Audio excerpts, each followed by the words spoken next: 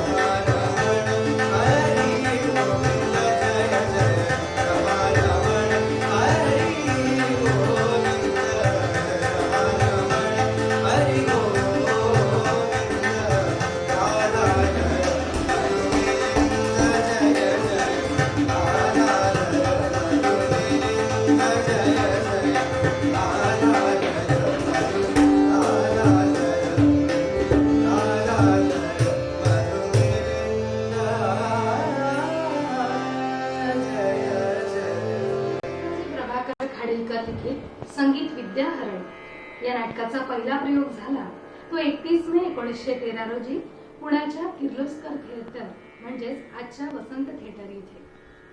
देवगंधर्व भास्कर बुवा बखले यांनी संगीत दिलेल्या 3 नाटकांपैकी संगीत विद्याहरण हे पहिलं नाटक. देवगुरु बृहस्पती यांचा पुत्र कच आणि असुरांचे गुरु शुक्राचार्यांकडून मृतांना जिवंत करणारी संजीवनी विद्या हरण करण्यास येतो.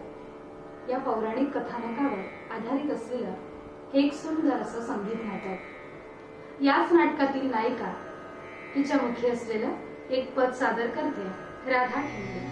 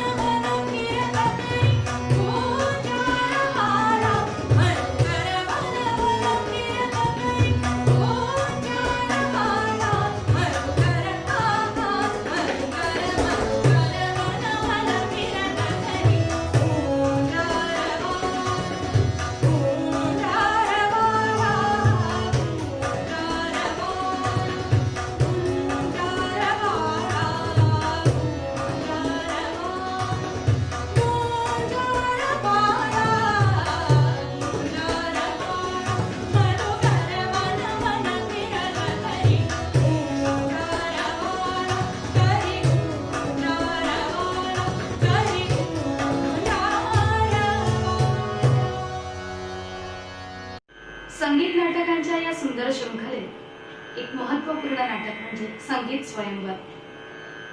काळ होता 1916चा. दिनांक 10 डिसेंबर 1916 या दिवशी संगीत स्वयंवर या नाटकाचा पहिला प्रयोग झाला. कृष्णाजी प्रभाकर खाडीलकर अर्थात काकासाहेब यांनी या नाटकाचं कथानक लिहिलं. त्यांनी एकापेक्षा एक सरस नाटकं लिहिली. त्यांनी लिहिलेल्या नाटकांमधलं संगीत स्वयंवर हे तिसरं नाटक. श्रीकृष्ण आणि रुक्मिणी यांच्या प्रेमविवाहाचं कथानक संगीत स्वयंवर या नाटकाला लाभलेलं आहे. आणि या नाटकातल्या पदांना चाली दिल्या त्या देवगंधर्व भास्कर बुवा बखले यांनी. भास्कर बुवा बखले हे उस्ताद अल्लादिया खा साहेबांचे शागिर्द होते. भास्कर बुवांनी वेगवेगळ्या रागातल्या बंदिशींचा उपयोग करून या नाट्यपदांना चालीला बांधल्या होत्या. स्वयंवर हे नाटक रंगभूमीवरचं सगळ्यात श्रीमंत नाटक. रुक्मिणीच्या मुखी असलेलं सूर मल्हार या रागावर आधारित हे पद ऐकूया. सादर करते राधिका पालंबर.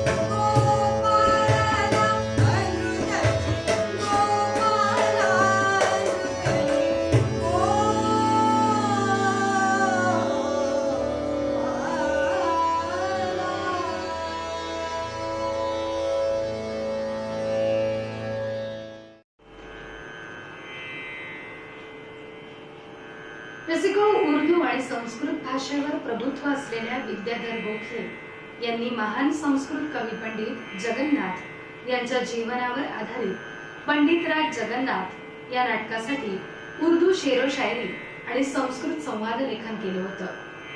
साल होतं 1960 च, दिनांक 9 ऑक्टोबर 1960. भालजी पेंढारकर, चित्तरंजन कोल्हटकर, ललिता केंकरे, चंद्रकांत गोखले, प्रसाद सावकार अशा दिग्गज कलाकारांचा अभिनय हे या नाटकाचं वैशिष्ट्य ठरलं. ज्येष्ठ संगीतकार वसंत देसाई यांच्या संगीताने नटलेल्या जयगंगे भागीरथी या नाट्यपदाने लोकप्रियतेचा कळस गाठला आणि आजही ते नाट्यपद आपल्या मनावर अधिराज्य गाजवतं. आणि विशेष म्हणजे दिल्लीमध्ये झालेल्या या नाटकाच्या प्रयोगासाठी तत्कालीन पंतप्रधान माननीय जवाहरलाल नेहरू आले होते. तेच जयगंगे भागीरथी हे अजरामर असं नाट्यपद सादर करतोय यश खेर.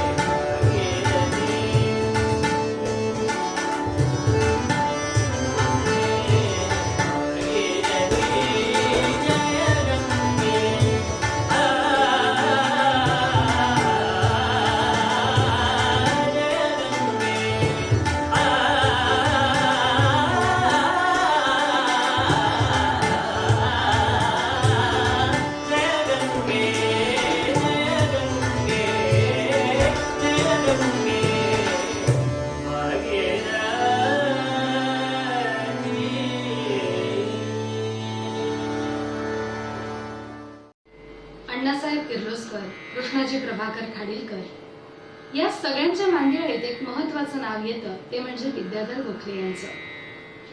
विद्याधर गोखले यांनी संगीत मंदारमाला या नाटकाचं कथानक लिहिलं.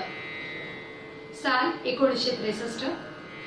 या दिवशी गुढीपाडव्याला मुंबई मराठी ग्रंथ संग्रहालयाच्या भारत नाट्य प्रबोधन संघाने हे नाटक रंगभूमीवर आणलं आणि दादर येथील रंगमंदिरात या संगीत मंदारमाला नाटकाचा पहिला प्रयोग झाला. या नाटकातील नाट्यपद अगदी अजरामर आणि अवीट अशी आहेत. वेगवेगळ्या रागांमधून असणारी ही नाट्यपद, पण मनाचा ठाव घेणाऱ्या तोडी रागातलं एक उत्कृष्ट असं नाट्यपद आपल्या सगळ्यांच्या अगदी जवळचं आहे.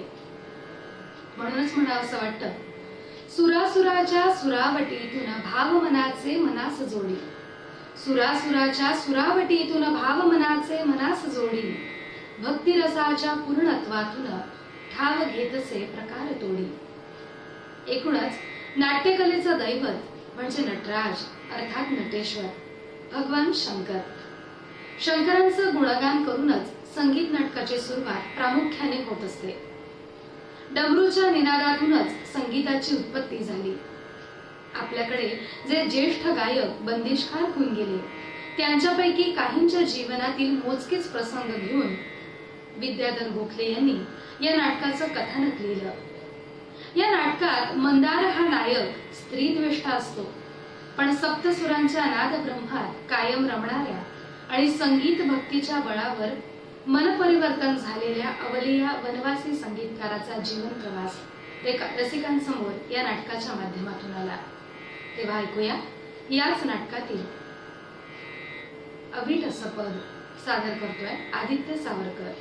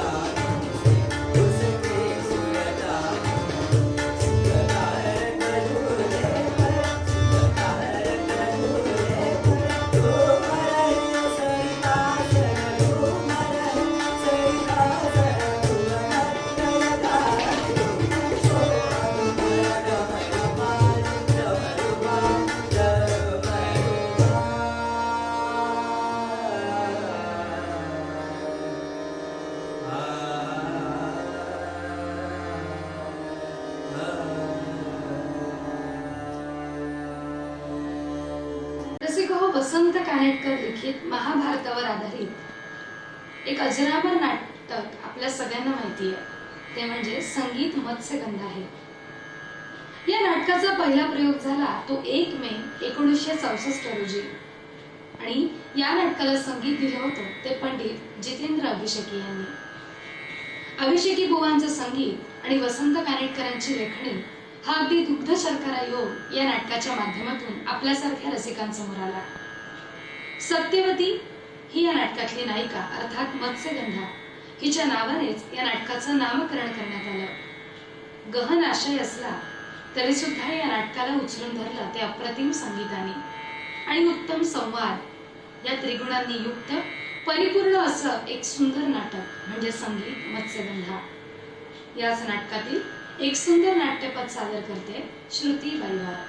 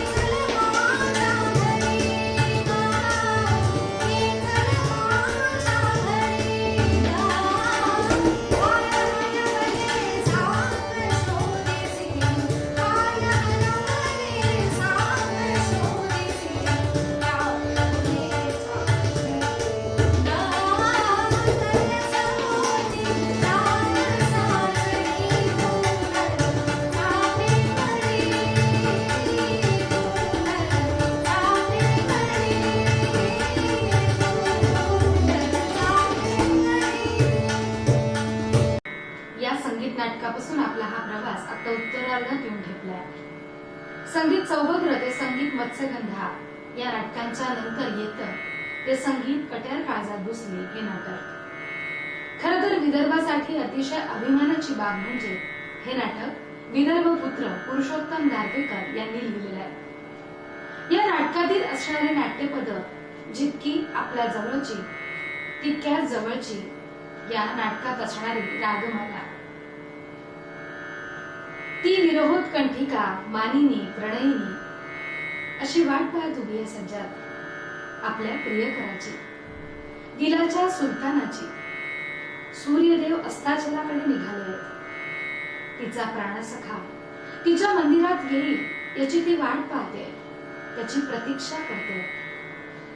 या प्रतीक्षेची व्यथा हीच या रागमालेची कथा. गोरज मुहूर्तापासून ते गोपाल मुहूर्तापर्यंतचा प्रवास.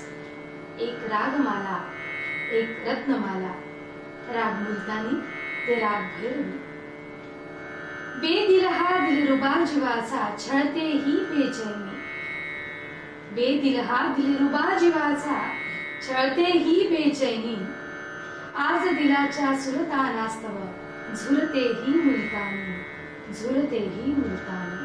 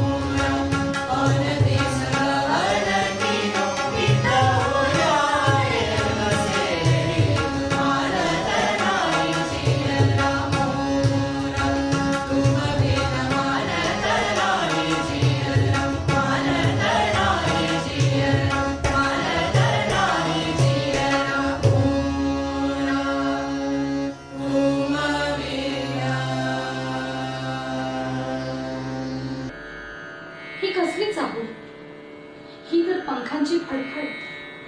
म्हणजे मावळतीच्या साक्षीनं माझ्या प्रियकराचा संदेश घेऊन एक कबूतर माझ्या मंदिरात आलं असेल.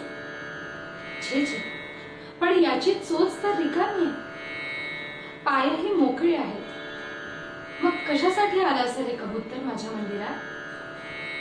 मंदिरी या पारवा का व्यर्थ शोधी गारवा. उष्ण हे निश्वास माझे धुंद गाती मारवा.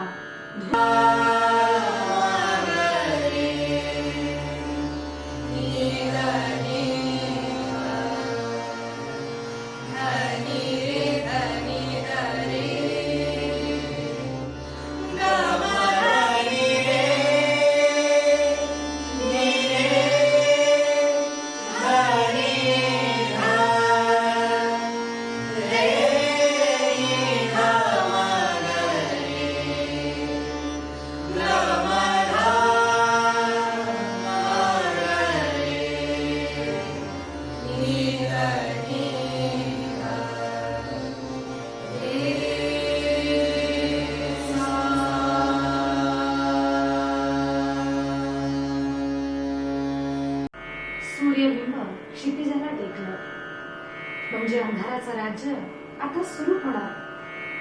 प्रणयजनांचा खरा दिवस आता उगवणार. पण या संधी प्रकाशामुळे मन अगदी अस्वस्थ का होतंय? रजनी देवीचं राज्य सुरू होतंय, तरी हा अजून आला का नाही?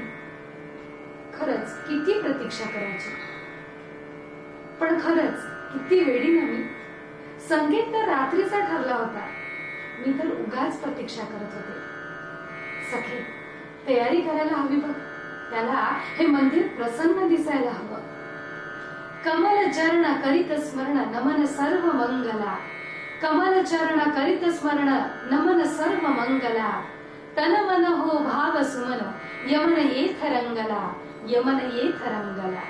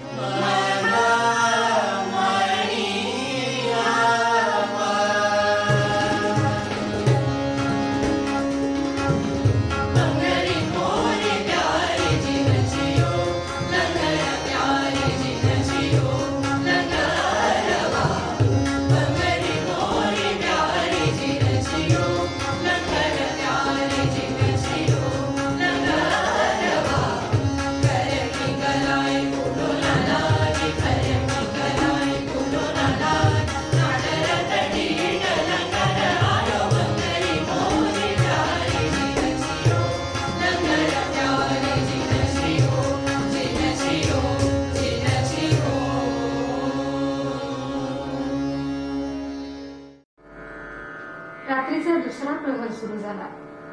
कधी याची चाहूल नाही. किती उशिरा. सखे, तू त्याला निरोप तर दिला होतास ना? काय म्हणतेस?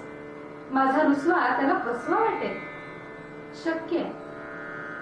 प्रियकर येता लजवंतीची विरेल ही रसवंती, प्रियकर येता लजवंतीची विरेल ही रसवंती, गुजमनीचे गाईल तेव्हा नाजुक जय जयवंती, नाजुक जय जयवंती.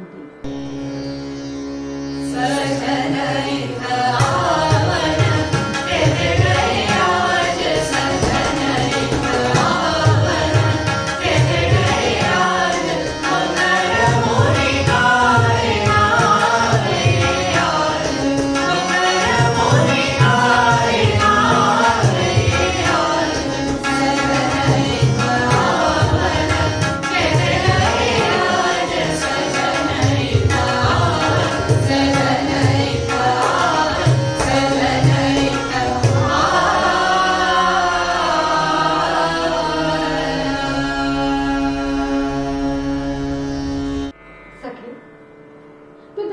सांगितलं होतास ना? मग काय नसेल आला तो अजून? मध्यरात्र सुद्धा झाली.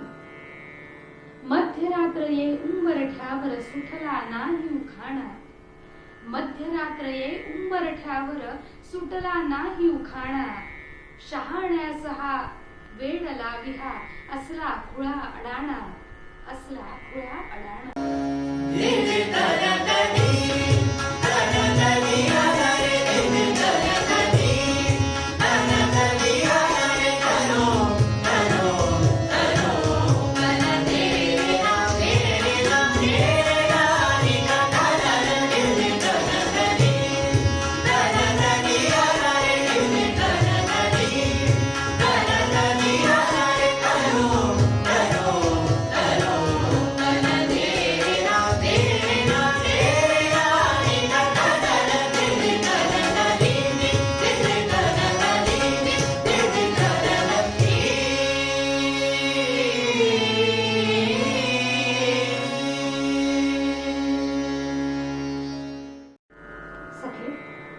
मध्यरात्र देखील टळून गेली ग.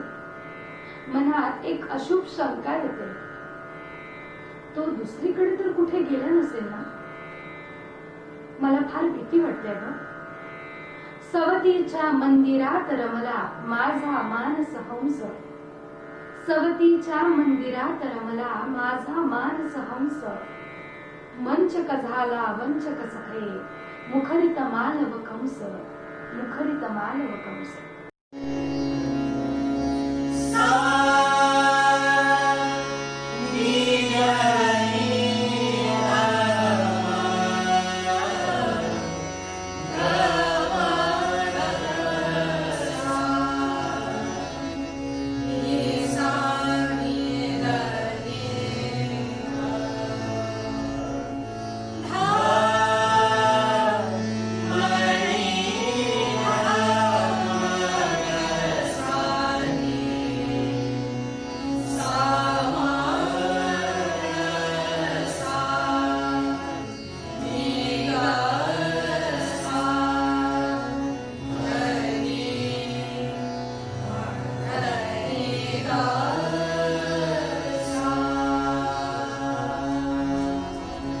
पक्ष्यांचा किलबिलाट सुरू झाला. मंदिरात रात्रभर आश्रय घेणारा पारवा देखील उडाला. पण तो अजून आला नाही. कदाचित तो उद्या येईल. छे, पण रात्र तर सरली. काल तर तो आलाच नाही, पण उद्या मात्र नक्की येईल. रात्र सरली तरीही उरली प्रीतीची ही थोरवी. रात्र सरली तरीही उरली प्रीतीची ही थोरवी. शब्द होती मूक तेव्हा रंगतेही भैरवी. रंगतेही भैरवी.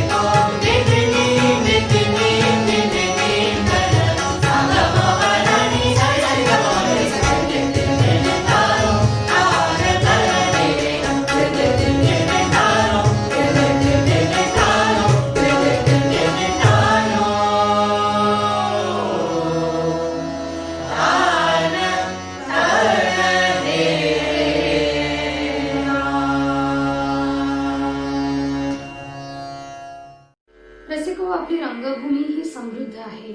ती अनेक दिग्गज नटांच्या आणि नटींच्या कार्यामुळे. आणि आज जो आपण मराठी रंगभूमी दिन साजरा करतोय, त्या दिवसासाठी बऱ्याच ज्येष्ठ आणि श्रेष्ठ रंगकर्मींनी परिश्रम घेतले. मग त्यात नटसम्राट बालगंधर्व संगीत सूर्य केशवराव भोसले, मास्टर दीनानाथ मंगेशकर, बाळकृष्ण कोल्हटकर, रामदास कामत ही आणि अशी बरीच सिद्धकंठ गायक मंडळी असोत, किंवा अण्णासाहेब किर्लोस्कर, कृष्णाजी प्रभाकर खाडीलकर, विद्याधर गोखले, देवगंधर्व भास्कर बुवा बखले, गोविंदराव टेंबे अशी सिद्धहस्त लेखक मंडळी किंवा पदांना चाली देणारी देवमंडळी सुद्धा होती. आणि हो, त्यात महत्वाचं एक नाव म्हणजे पुरुषोत्तम दारव्हेकर यांचं सुद्धा. खरं तर संगीत नाटकाला रंगभूमीचं सुवर्ण युगच म्हटलं जाईल. आज आनंद याचा वाटतो की आमच्यासारखी तरुण पिढी तीच नाट्यपद आज अगदी आवडीने गाते. इतकी अविटता त्या नाट्यपदांमध्ये आजही आहे आणि चिरकाळ राहील. कुठेतरी या ज्येष्ठ रंगकर्मींनी हे संगीत नाटकाचं बीज रोवलं आणि आज त्याचा वटवृक्ष झालेला आपल्याला दिसतो. आणि त्याच वटवृक्षाच्या छायेत कित्येक संगीत नाटकं, नट नटी मोठी होत आहेत. तेव्हा या सगळ्यांप्रती कृतज्ञता व्यक्त करण्यासाठी आजचा हा नाट्यरंग अर्थात संगीत सौभद्र ते संगीत कट्यार काळजात घुसली या कार्यक्रमाचं प्रयोजन. सगळी तरुण पिढी घेऊन हा कार्यक्रम करण्याचा माझा मानस होता आणि तो पूर्णत्वास जातोय हे बघून फार आनंद होतोय. तेव्हा हा कार्यक्रम म्हणजे फक्त स्वल्पविराम आहे. पूर्णविराम व्हायला अजून बराच अवकाश आहे. तेव्हा पुनश्च एकदा टीम नाट्यरंगकडून आपल्या सगळ्या रसिक श्रोत्यांना मराठी रंगभूमी दिनाच्या मनपूर्वक शुभेच्छा. पुन्हा भेटूया अशाच नवीन संकल्पनेसह. तोपर्यंत नमस्कार.